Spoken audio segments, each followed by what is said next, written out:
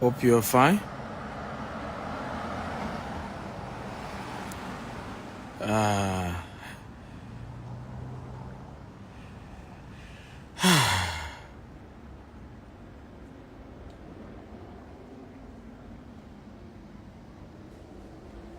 Okay.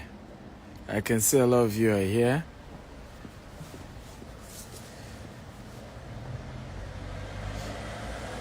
Welcome, welcome.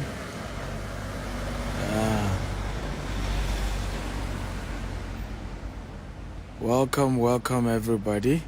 As you're joining, tell me your name and the city you're joining me from, okay?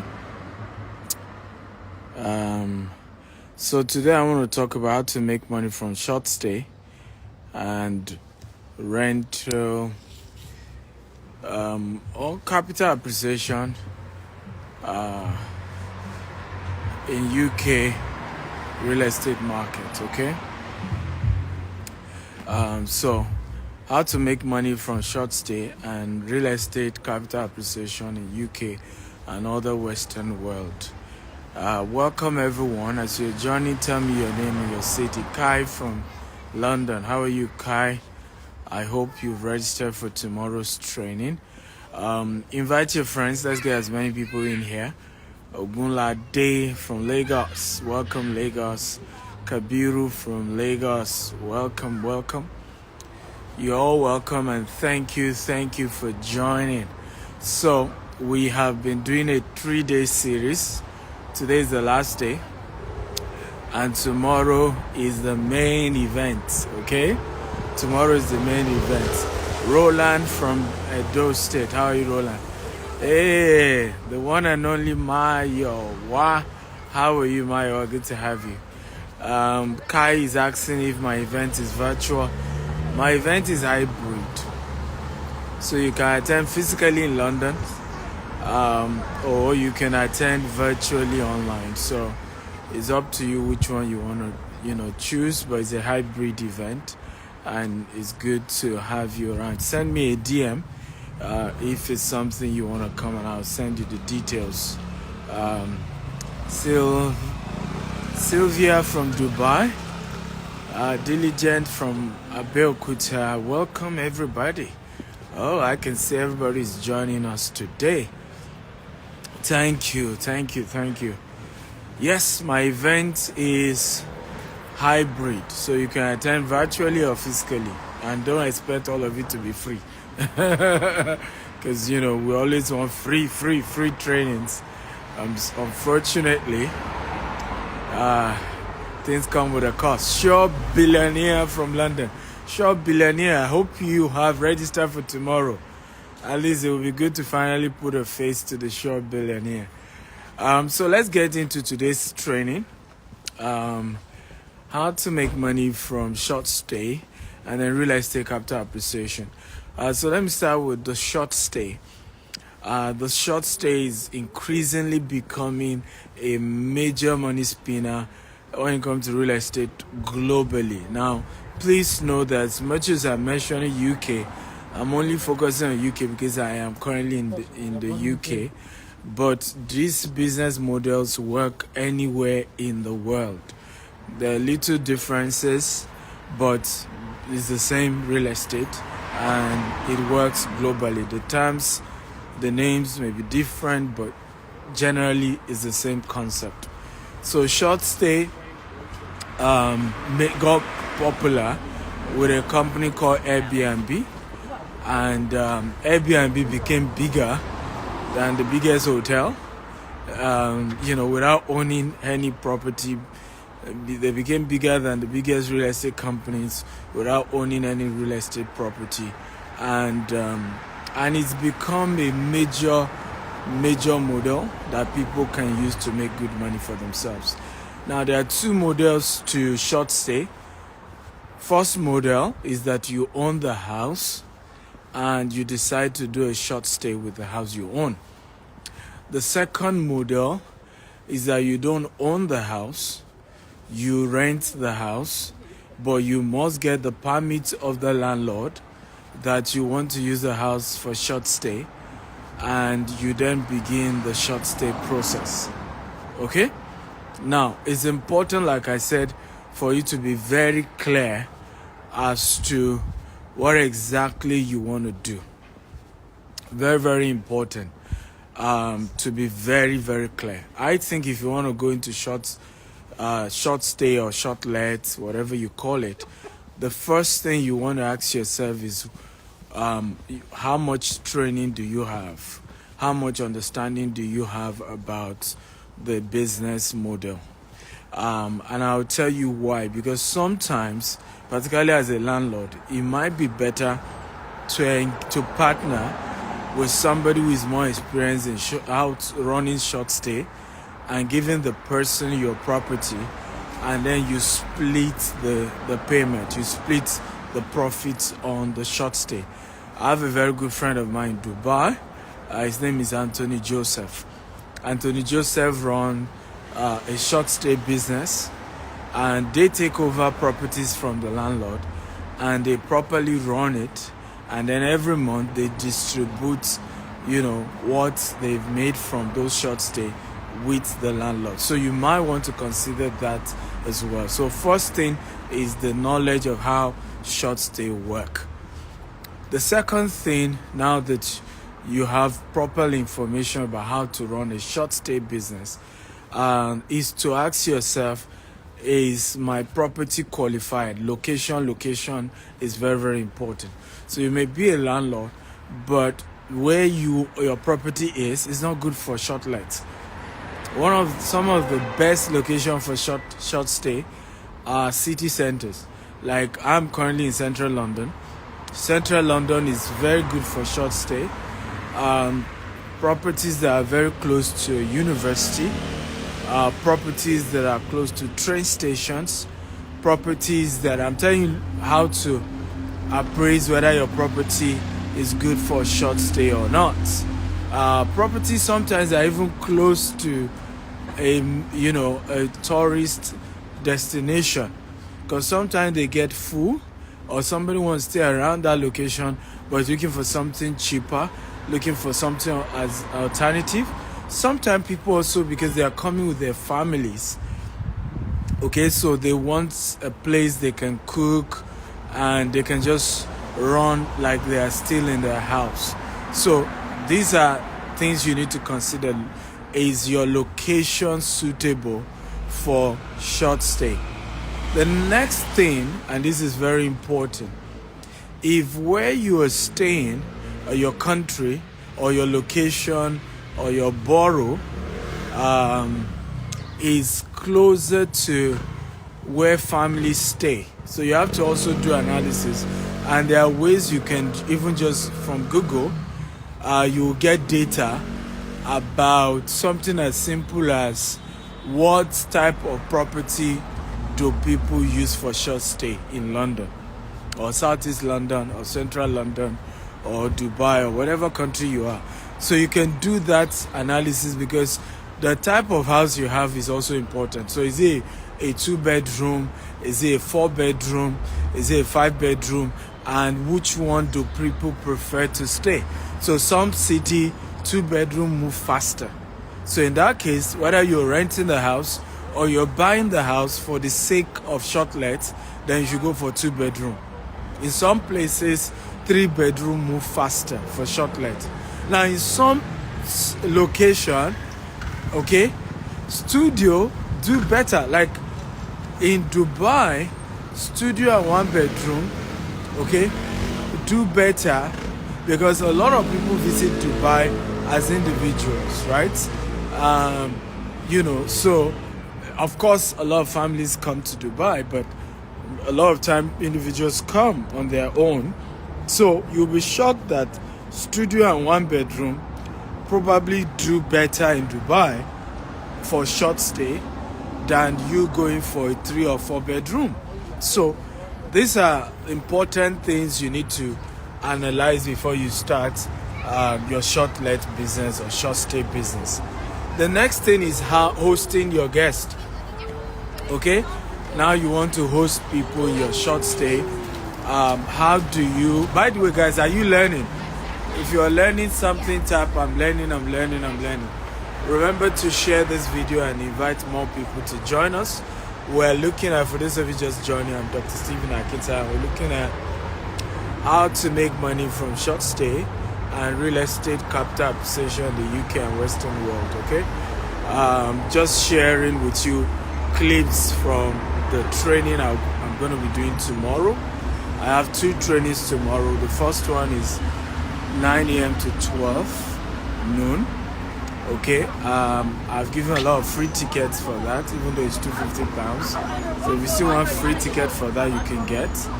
While I have the second training taking place 1 p.m. to 6 p.m. tomorrow. That's the one that is focused on real estate. It's a detailed training. You even get a certificate for it, and very, very detailed. It's £500. I only have 30% discount for you if you're registering today. So that means you have to pay $350 if you're paying today. Okay, at the venue is £500 cash that you have to pay. There will be lunch. There will be a lot of material bonuses you'll be getting. So it's gonna be a great event you don't want to miss. And you can attend physically here in London, or you can join us virtually from anywhere in the world. Okay, so I'm sharing today.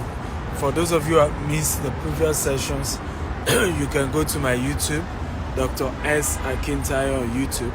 Subscribe and watch and share the video. I've done 2 days already, and each day I've been sharing like 2 different ways to make money in real estate. I'll be sharing about 7 tomorrow, and I'm bringing 2 other speakers who are going to be sharing with you. One person will help you on lending, getting funding for your real estate business.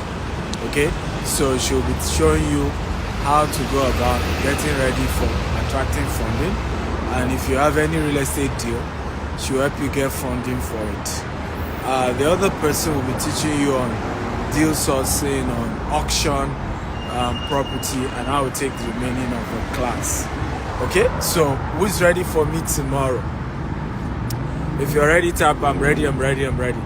But for today, we're looking at making money from short stay or short lets, and how to make money from capital appreciation when you buy property. How do you get the capital appreciation to go higher? Okay, or how do you buy a property that will have a higher capital appreciation? So that's what we're looking at today. So I'm currently on short stay, and I've shared a few things already. So let me continue. So now that you've gotten the type of house that will give better returns, that people will be willing to stay in, you've gotten that kind of property. The next phase of your work when you're setting up a short stay is whether you're buying the property yourself or you're going to be renting it. And like I said, if you're renting it, make sure you get a written permission from your landlord that he's aware you are going to be using the property for short stay. Okay, in other words, you'll be subletting it. Why am I saying this? Some countries, it can be criminal, and the landlord can get you in trouble if you sublet his property without him giving you permits. So make sure you get permits that you can use this property for, because it's more like you're subletting it really. When you are renting it, more of rent to rent for short stay.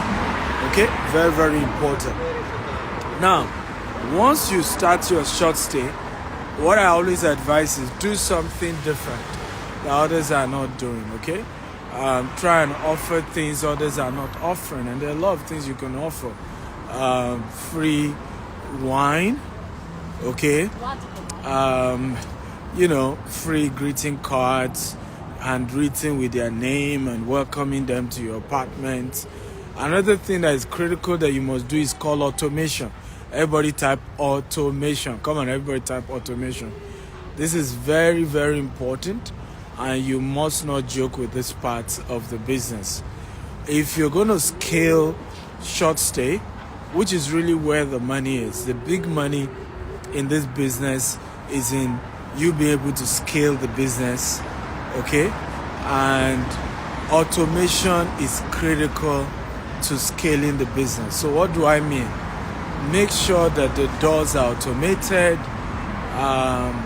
Make sure there are, security cameras on the property, because these are part of the reasons why more people will want to rent your property. But beyond that, this is also how you can keep tab on your property. I'll give you an example. How do you scale this business? You can scale the business if you are not involved in cleaning the house after one guest is gone. So you're able to get a cleaning company, you pay them once a guest is gone to go clean it and make it ready for the next guest. That's how you can scale. That way, you can have hundreds of such property at a time. You see the wisdom here. Now, the other problem would then be who opens the door when the guest comes in.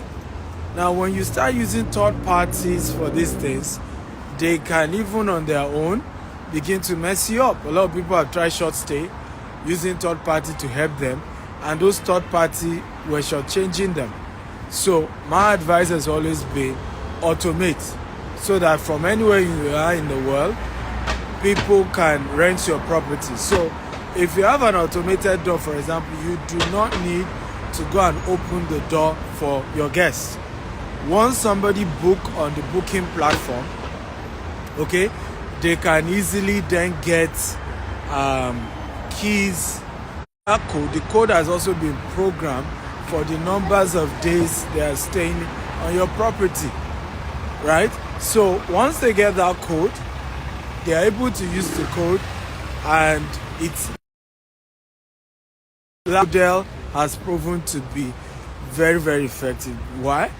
When you run it that way, you can be controlling 100 short stays from just your house and no issue, because all you need to do, send code to access their property for any new guest. All you need to do is send a mail to the cleaning company once one guest leaves, right? And easy, your money is rolling in. Most of the guests will be paying through the booking platform anyway, even though I also still advise you can create your own mini website, upload details of the house, and still have people who can book directly through you as well, okay? But list it on all these platforms, Airbnb, booking.com, name it. Sometimes you even want to book it on international sites. So for example, let's assume there's a you're doing this here in the UK, but there are Dubai sites, there are Chinese sites, there are US sites, and you feel like, because those sites are more of US, you are not going to put your UK property. You'll be shocked that there are a lot of Chinese who are coming to London, a lot of Americans coming to London who are just Googling, and the SEO will show firsthand, okay, the sites sometimes that are in China, okay, but are showing UK properties first in the algorithm, because they are Googling or making their research from China, right? So you want to make sure that you list on different platforms and different processes, and this will help you in a good way. Come on, have you gotten value here? If you got value, type I got value, I got value. If you want to learn more, you can come for the class. You definitely can learn more, and that's very, very important. Okay, so if you want to learn more, come for tomorrow's class, virtually or physically, and we get to do more. The last part of today's training is how do you make money from capital appreciation? Now, first question, what is capital appreciation? Okay, capital appreciation is the increase in the value of the property you bought between the time you got it and the time you want to sell it, or the time you are appraising the property. So let's assume I got a property here in the UK for £1 million, and 2 years later I'm appraising the property and I'm told that the value is now £1.1 million. Who can tell me my capital appreciation? Come on, can somebody type it? What is my capital appreciation on such a property? I bought it for £1 million. 2 years later is what, if I were to sell it, is worth £1.1 million. Can somebody type what is the capital appreciation on that property that I bought? Okay, and this is important because when you buy a property, there are two major ways you should be thinking of making money. The first one is called rental income. The second one is called capital appreciation. And a lot of time people are fixated on the rental income and they forget the capital appreciation. I think sometimes the capital appreciation, particularly if you own a house, the capital appreciation is more important than the rental income. Both are important, but if you are to weigh them, sometimes and in some cases, the capital appreciation is more important. I'll tell you why. Because you can withdraw the capital appreciation in Western countries without losing the property. You know, it can be, it's called equity line of credit, or your equity on the property, right? So in other words, thank you for that answer, Short Billionaire. $100,000 is my capital appreciation on this property that I bought for $1 million, right? Now I can withdraw cash, that's $100,000, and I can put it into another deal. So sometimes this is one of the major benefits. So the question is, how do you buy properties that gives good capital appreciation? Now, there is a rule, and I want everybody to type that rule. Please invite people, tag your friends, and get more people to join us. There's a rule in the world of real estate, and the rule simply says, okay, and you should type it: smart real estate investors make money when buying real estate and not when selling. I want everybody to type it. Smart real estate investors make more money when buying than when selling. So the beginning of buying a property with good capital appreciation begins with when you are buying the property in the first place. Okay, that's the beginning of that entire, money and wealth. So step one, okay, factors that affect capital appreciation is the cost of buying. So can you get a good deal? Okay, can you get a good deal? For whatever reason, and please don't also get a good deal out of being unwise, because a lot of people are looking for a good deal and they end up losing more. So don't be foolish in your quest to have a good deal. You must always ask, why is the deal good? I've always done that, myself. Why are you giving me this good deal? Is it that you bought it years ago when it was cheaper and you urgently need money? Is it that you have some urgent need of money? I want to know, why is the deal good? Okay? For example, we do something called pre-launch promo for all our estates, right? And the pre-launch promo is usually once we've agreed with the seller on pricing and everything, and we start paying money. Usually you also pay in installments, particularly when you are buying property in Nigeria. You pay in installment. So what a concept we came up with is called pre-launch promo. Because your money, we started paying for the house, your money is also part of what we'll be paying to the seller, right? We came up with a model of allowing people pay at the same price we are buying, sometimes even lesser than the price. Now, when I say lesser than the price, it doesn't mean the price we are buying directly from the seller, because remember, the cost, immediately a real estate company buys a land, the cost to them is different from the cost they're buying. Buying cost, when it comes to real estate, is just 25%. Let me say this again. The cost of buying a land is only 25% to 30% of the real cost that you will bear as a developer. I hope this makes sense. So I'll give you an example. When you want to get title on a land, if you're trying to get title as an individual, how many of you know that the government will give you a cheaper price than when you are getting title as a company? If you know type, I know. If you don't know type, I don't know. Because at that point, it becomes commercial and you are required to pay a lot more. So these are basic stuff. So usually when we do pre-launch promo, it looks so cheap, 50% below the real cost. Now, if you don't ask questions and say, why are they selling 50% below the real cost? You sometimes also can run into companies who are just running ridiculous promos without doing all their maths. At the end of the day, you will buy property that will end up giving you trouble. So please make sure that you are not greedy, not to really analyze, why am I getting a good deal? Because if you get a property that's at the time you're buying it, it's already below the market price, you have already gotten a capital appreciation. It's just a matter of when the valuation will be done. You realize that you are getting a good deal. Number two, factors that affect capital appreciation when it comes to real estate, right? That's what we're analyzing. Okay? Developments around where the property is.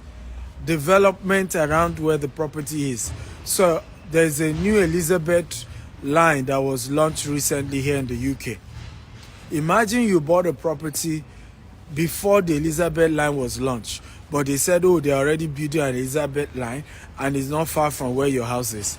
Just that Elizabeth rail line, has added value to actually the real estate property that you're buying, even before you know it. Because few years later, they then launched the Elizabeth line. When they are to now do an appraisal, the value of the property will naturally go up. Sometimes the development around the property, so I'm talking about uncompleted development or project around the property you're buying, are factors that affect the capital appreciation of your property. So let's say there's a major industrial project coming up, not too far from where you are. That industrial project will mean more people will move into that area, because more people will need to work for that company and they will want to get a house closer. And that then creates a deficit of residential houses. Okay? Now, I'll give you an example of the deal we did in the US. We just got this 40-acre property in the US. And one of the major reasons I'm getting it is because there's a high school now. In the whole of Houston, KT is the number one school district in the whole of KT. In other words, it's considered the best school district, where children that go to school there have better grades, they're smarter, the educational structure is better in that particular area. Now, that is where we just got this 40-acre. But not just that. A new school, is opening up just beside our 40-acre property in KT, Houston. And the school will be opening up next year. So when the agent brought me to the property and I saw that school, what got me to buy it is that I knew that because the school opens next year, I will get between 10 to 20% capital appreciation next year once the school opens. You know why?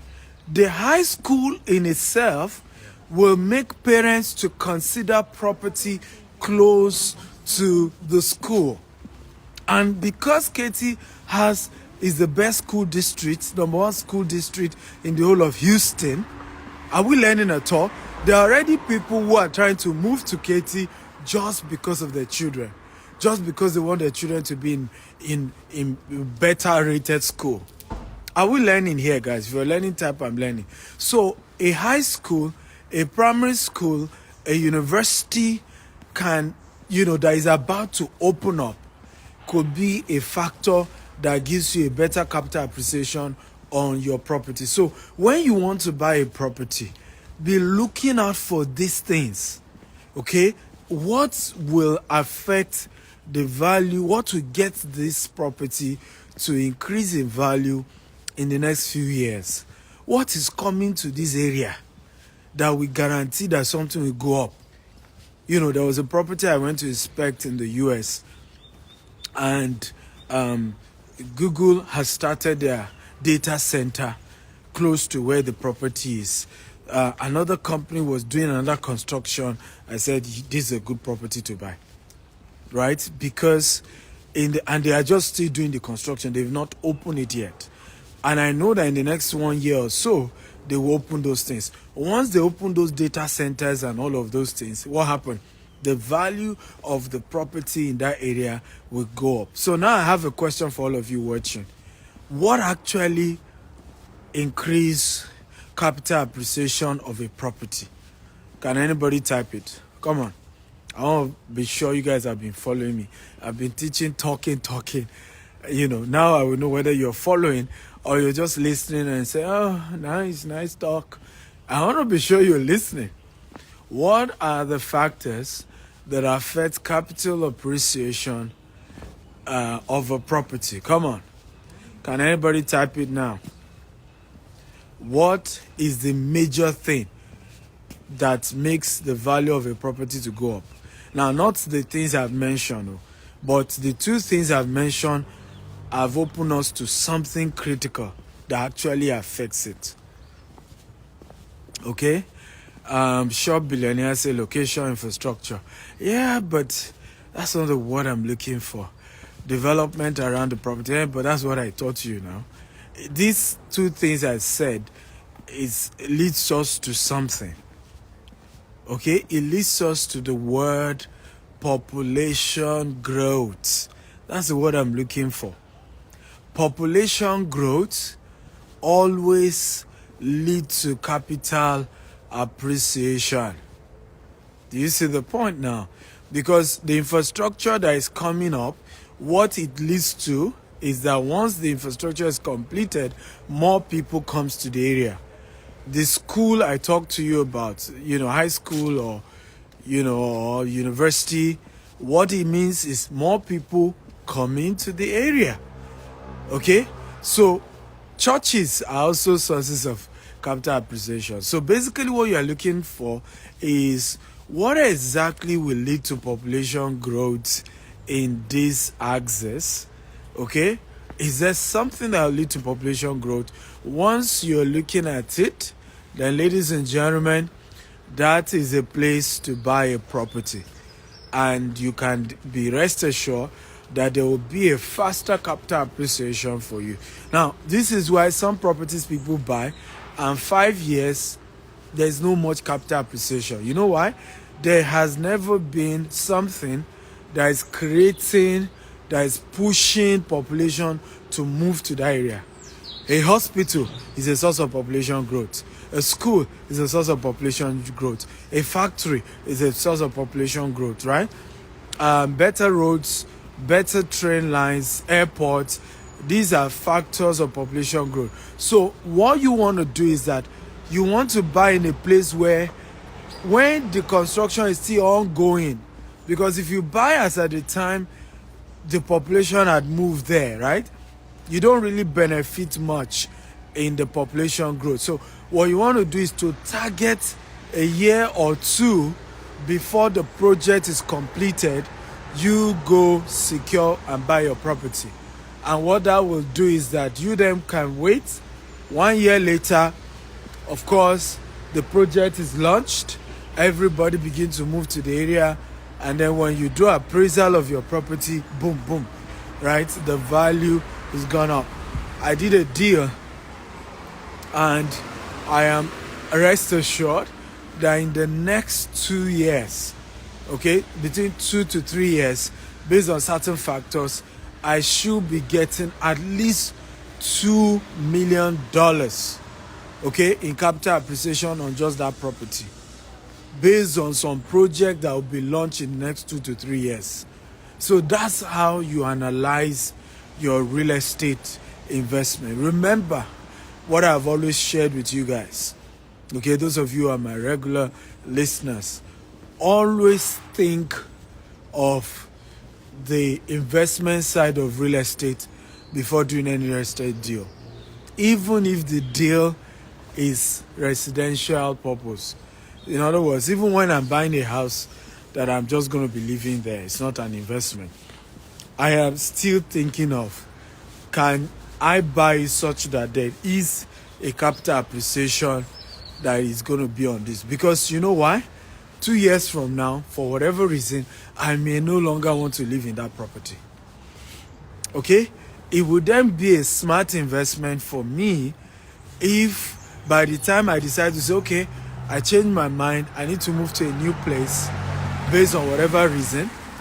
By the time we try to sell the property, I am getting already 25%, 30% capital appreciation. That will have been a good deal. That will be an accidental profit that I didn't even plan. But that's the way to really plan your life.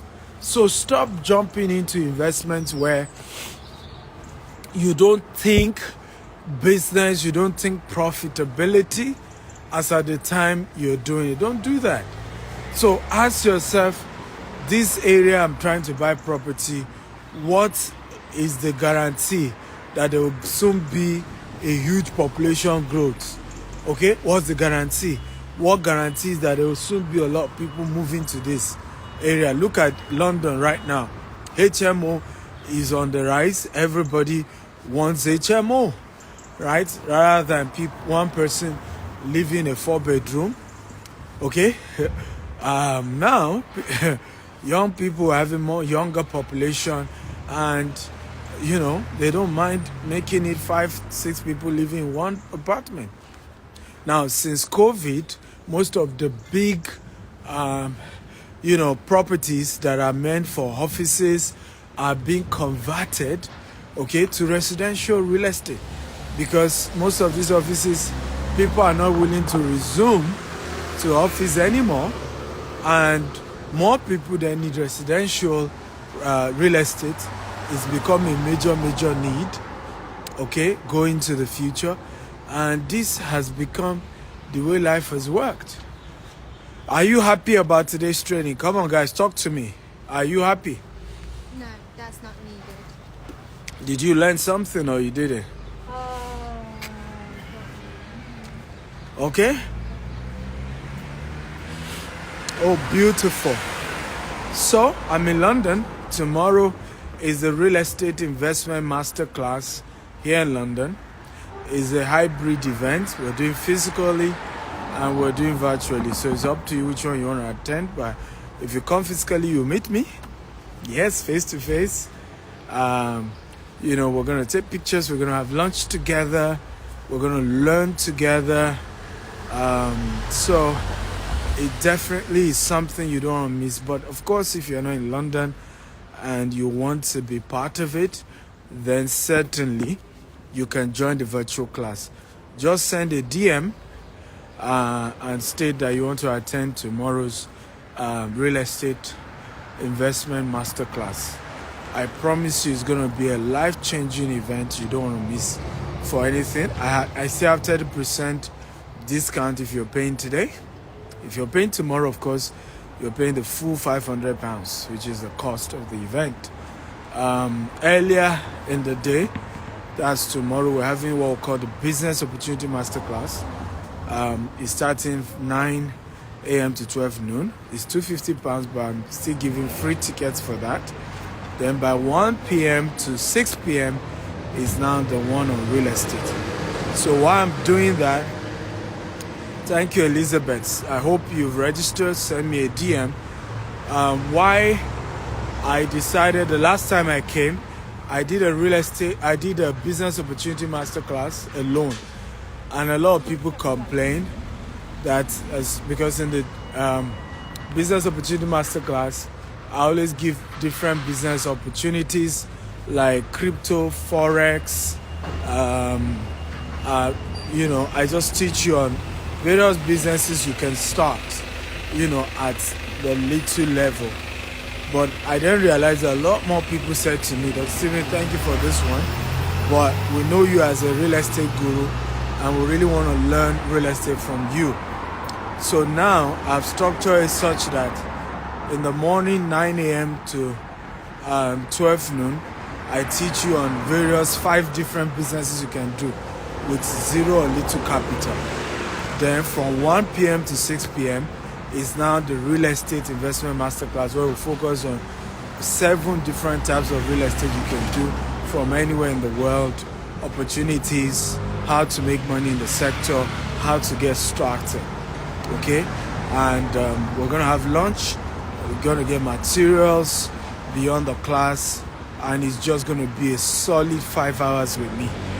Okay, so if you're interested, send a DM right away. Like I said, you can attend virtually or you can come physically if you're in London. And some people are even coming from outside of London for the event, by the way. A lot of people are coming from outside of London. So it's up to you whether you want to come down or you just want to do it from the comfort of your own. Of course, some people are coming because they really, really want to meet me in person. And they just feel, I've missed Dr. Steven, and I've missed them too. I've missed a lot of you amazing people.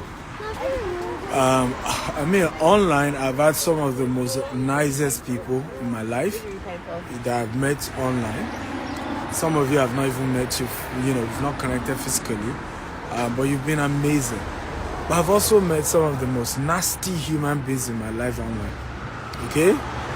Nasty human beings. But I've always been encouraged to continue to teach and mentor and share what I know, because those of you who are good, deep at heart, amazing, good human beings are way better than the nasty ones that I once in a while come across. So how many of you are among my good, loyal social media family?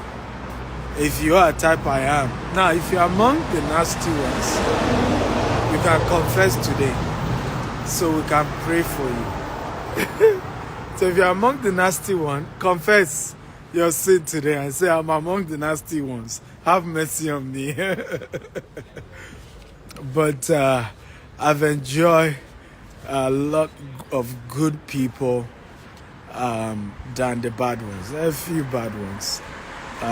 Few nasty ones, but the good ones outweigh them, and that's why I've continued to teach and help, because sometimes I listen to testimonies and I'm so humbled at how lives of people have changed from these videos that I do. When I hear stories, they sent me videos. My team went to Shiloh and Redeem Camp and to sell some of my books, and I was shocked. People from Malawi, from different African countries, saying that they've watched my videos online and it changed their lives. And it's amazing. It's really humbling. So thank you. And each time you give me testimonies and feedback about how the videos that I do change your life, it means a lot to me. Okay, because I could have done my work gently without, and enjoy the fresh air and environment. But instead, I said while I do my exercise, it's good to also just share this knowledge. And hopefully your life changed from it, okay? So I love you all, and I want to thank you all for being part of my world. Compliments of the season. Merry Christmas and Happy New Year in advance. For those of you who I'm seeing tomorrow, I cannot. Is in charge of helping people pay tuition fee, give grants, and things like that. So if you are coming to me today now and say, hey, Dr. Steven, I need support for my business, I'll just send you back to Civil Foundation, because there are people who have been employed with that responsibility. I'm not in charge. So oftentimes people say, I want to talk to you directly. It's not me you need to talk to directly. You just need to talk to anybody from my team. So send a DM and we will get in touch with you for sure. Okay. I love you all and God bless you. Bye-bye.